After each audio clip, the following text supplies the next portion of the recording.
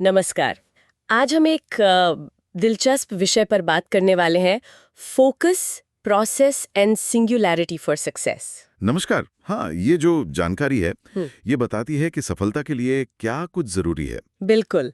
इसमें खास तौर पर यह बात है कि एक बार हमने अपना लक्ष्य, अपना क्यों समझ लिया ना, तो उस एनर्जी को सही दिशा में लगाना एक जगह पर वो कितना जरूरी हो जाता है। सही बात है। तो आज हम इसी पर थोड़ी गहराई से बात करेंगे, समझने की कोशिश करेंगे कि ये फोकस, ये एकाग्रता सच में कैसे कामयाबी की चाबी है। हाँ, ये सोर्स तो कहता है कि एक ही लक्ष्य पर टिके रहो तो रफ्तार भी मिलेगी और कामयाबी भी। देखते हैं इसमें कितना दम है। बिल्कुल। और देखिए, इसका जो मूल आइडिया है ना, वो यही है कि बिखरी हुई ताकत से कुछ नहीं होता। जब हम अपनी सारी एनर्जी, सारा ध्यान एक पॉइंट पर लगाते हैं, हाँ, एक लक्ष्य पर, हाँ, तो वो लक्ष्य हकीकत बनने की तरफ तेजी से बढ़ता है। अच्छा, ये जो फोकस है, यही उस ताकत को डायरेक्शन देता है, जिसकी बात हमने पहले भी की थी। जैसे इसमें कहा भी है, जब हम एक ही जगह एक ही लक्ष्य पर पूरा ध्यान केंद्रित करते हैं, तब हमारी गति और सफलता दोनों बढ़ जाती है।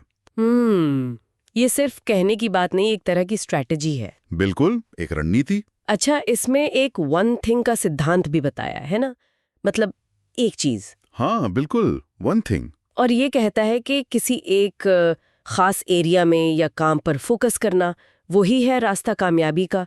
सुनने में तो बड़ा सीधा लगता है। हाँ, सुनने में तो है, पर असल जिंदगी में करना वही तो।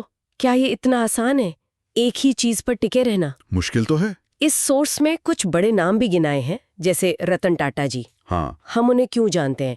एक महान बिजनेस लीडर के तौर पर, है ना? बिल्कुल, टाटा ग्रुप। और रजनीकांत जी, जाहिर है फिल्में, उनका अपना स्टाइल। हाँ, उनका अपना एक ऑरा है। MS धोनी, विराट कोहली, क्रिकेट, सिर्फ क्रिकेट। हाँ, अपने अपनी फील्ड के महारथी। तो ये सारे उदाहरण ये दिखाते हैं कि ये लोग अपनी एक चीज के लिए ही जाने जाते हैं। इससे वो बात वजनदार लगती है। हाँ, और दिलचस्प बात यह है कि ये सिर्फ लोगों पर नहीं, कंपनियों पर भी लागू होता है। बिल्कुल।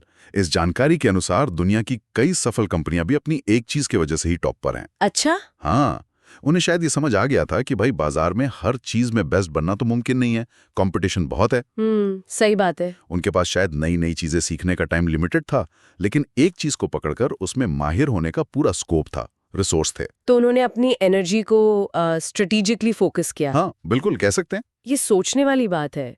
मतलब हर चीज थोड़ी थोड़ी जानने से अच्छा है कि एक चीज बहुत अच्छे से जानो। हाँ, गहराई, डेप्थ मैटर्स।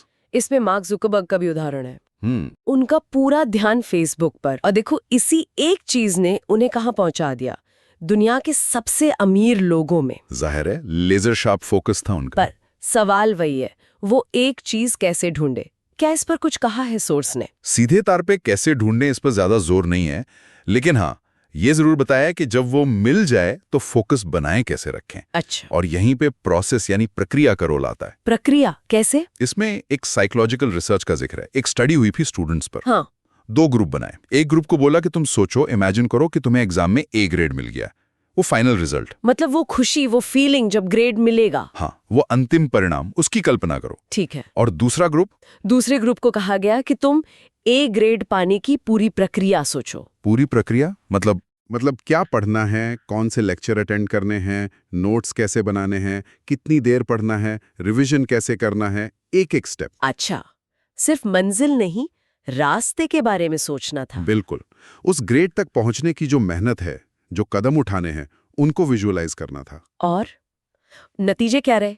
कुछ फर्क पड़ा इससे? बिल्कुल फर्क पड़ा, और बहुत बड़ा फर्क। सच में? हाँ, रिसर्चर्स ने पाया कि जिस ग्रुप ने प्रोसेस यानी प्रक्रिया की कल्पना की थी, उनका प्रदर्शन बेहतर था। हाँ, काफी बेहतर था उस ग्रुप से जो सिर्फ रिजल्ट सोच रहा था।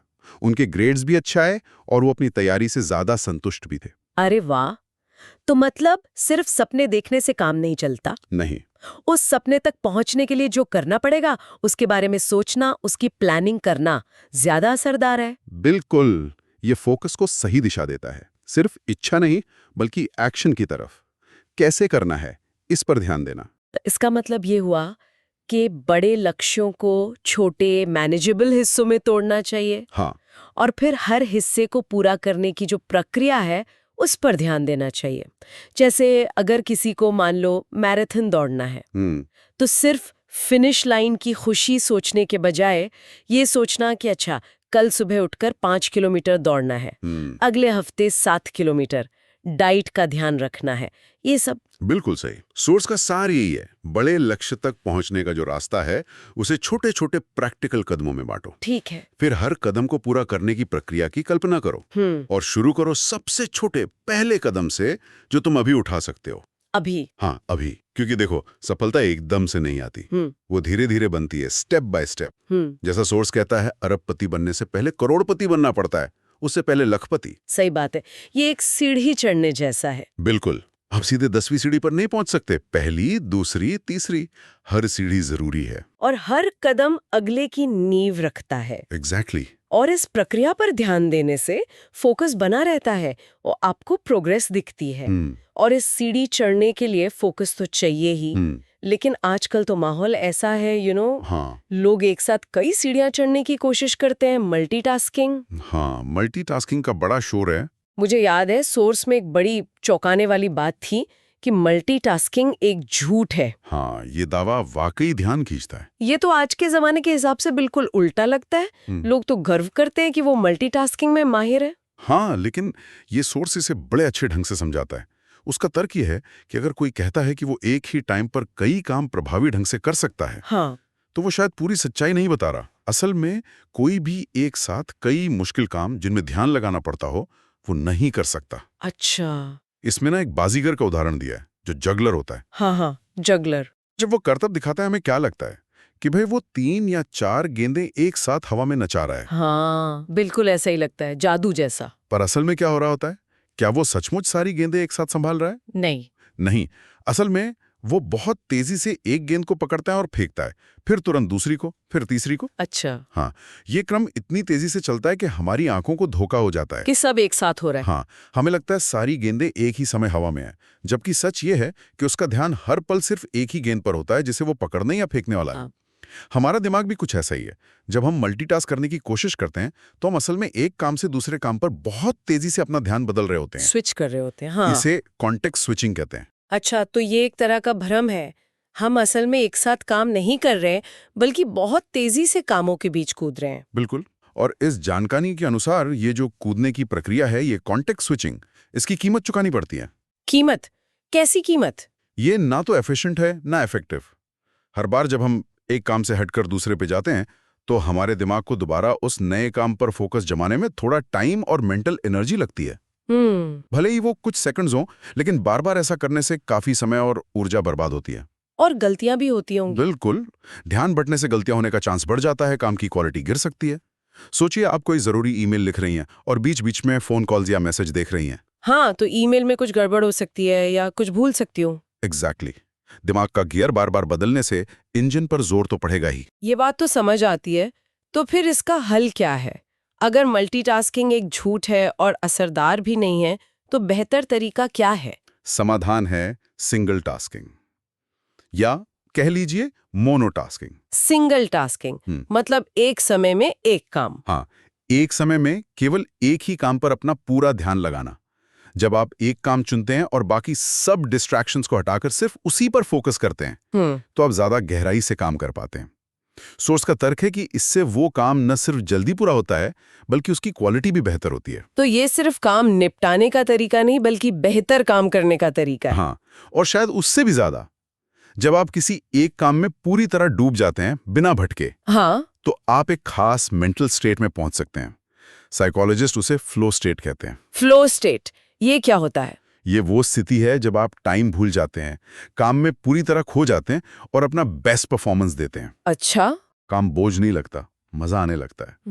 क्रिएटिविटी बढ़ती है, सीखने की स्पीड तेज होती है और नतीजे भी अक्सर कमाल के होते हैं। मल्टीटास्किंग हमें इस गहरे फोकस और फ्लो स्टेट से दूर ले जाती है, जबकि सिंगल टास्किंग इसका रास्ता खोलती है। ये तो बहुत दिलचस्प है। तो आज हमने जो ये सारी बातें की, अगर इसे समेटना हो तो मुख्य बातें क्या है? पहली बात तो ये कि सफलता के लिए किसी एक चीज पर लेजर जैसा फोकस रखना कितना पावरफुल है। हाँ, वो वन थिंग। चाहे कोई इंसान हो या कंपनी, गहराई और स्पेशलाइजेशन मायने रखती है। बिल्कुल। दूसरा, सिर्फ मंजिल को नहीं बल्कि उस तक पहुंचने के सफर यानी प्रक्रिया को इमेजिन करना और उस पर ध्यान देना ज्यादा इफेक्टिव है। हाँ, प्रोसेस पर फोकस। ये हमें एक्शन लेने में मदद करता है, परफॉर्मेंस सुधारता है और तीसरा मल्टीटास्किंग वाला पॉइंट। वो सिद्धांत मिलकर हमारे उस तय किए गए लक्ष्य, हमारे क्यों को हकीकत बनाने में मदद करते हैं। बिल्कुल। और अगर हम इसे थोड़ा और बड़े कैनवस पर देखें तो ये साफ है कि फोकस, प्रोसेस पर ध्यान और सिंगल टास्किंग ये सिर्फ अच्छी आदतें नहीं है, ये एक्स्ट्रॉर्डिनरी अचीवमेंट हासिल करने के कह सकते हैं फंडामेंटल प्रिंसिपल्स हैं, बुनियादी पत्थर। हाँ, ये बात सही है। इस सोर्स में जो उदाहरण दिए गए हैं, जो रिसर्च बताई गई है, सब इसी तरफ इशारा करते हैं। आज के इस डिस्ट्रैक्शन वाले जमाने में ये सिद्धांत हमें फिल्टर करने में मदद करते हैं कि क्या वाकई जरूरी है और अपनी लिमिटेड एनर्जी कहाँ लगाएं। सही बात। और ये एक सवाल भी उठाता है कि प्राथमिकताएं कैसे तय करें, वो कौन सी एक चीज है जिस पर हमें फोकस करना चाहिए। हाँ, ये बहुत जरूरी सवाल है। हाँ, ये बहुत अहम सवाल है। सोर्स हमें अपनी एक चीज खोजने और उस पर टिके रहने को तो कहता है, पर यहाँ मेरे मन में एक और बात आ रही है। क्या?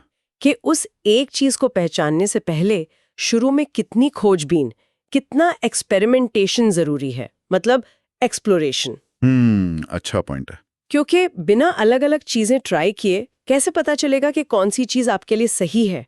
आपकी असली वन थिंग क्या है? सही बात है, एकदम से कैसे पता चलेगा? और फिर किस पॉइंट पर आकर वो खोजबीन रोक देनी चाहिए और पूरी तरह से एक ही लक्ष्य के पीछे लगना चाहिए, जिसे एक्सप्लॉयटेशन कहते हैं। हाँ, एक्सप्लोरेशन वर्सेस एक्सप्लॉयटेशन, ये एक क्लासिक डिलेमा है। बिल्कुल। ये बैलेंस साधना शायद अपने आप में एक कला है। कब तक नए दरवाजे खटखटाने हैं और कब एक दरवाजे से अंदर जाकर उसी कमरे को अपना बनाना है। इस पर वाकई और सोचा जा सकता है। ये शायद अगली बातचीत का विषय हो सकता है।